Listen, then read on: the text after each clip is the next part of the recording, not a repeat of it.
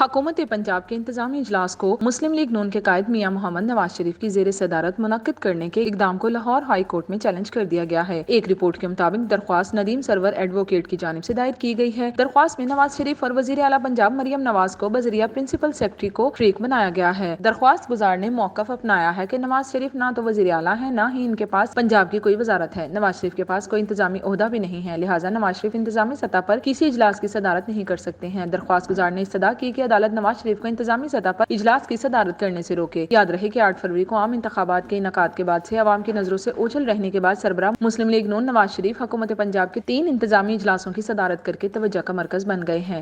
اس اقدام پر کئی حلقوں کی جانب سے سوالات کھڑے ہو گئے، کیونکہ نواز شریف کے پاس صوبائی یا وفاقی حکومت میں کوئی سرکاری عہدہ نہیں ہے اور وہ سرکاری طور پر صرف قومی اسمبلی کے ایک رکن ہی ہیں۔ اجلاس کے بعد جاری ہونے والی ایک سرکاری ہینڈ آؤٹ میں کہا گیا کہ نواز شریف نے وزراء اور عہدیداروں کو انفراسٹرکچر کے مختلف منصوبوں بشمول زیر زمین ٹرین اور میٹرو بس، کسانوں کی فلاح و بہبود، طلباء کے لیے الیکٹرک بائکس اور رمضان ریلیف پیکج کے حوالے سے ہدایات جاری کی۔ وزیر اعلیٰ آفس میں ان اجلاسوں کے دوران وزیر اعلیٰ پنجاب مریم نواز اپنے والد کے ہمراہ بیٹھی رہیں۔ وزیر منصوبہ بندی و ترقی مریم اورنگزیب، وزیر اطلاعات عظمیٰ بخاری، وزیر خوراک بلال یاسین، چیف سیکرٹری، سیکرٹری خزانہ اور سیکرٹری زراعت نے بھی اجلاس میں شرکت کی۔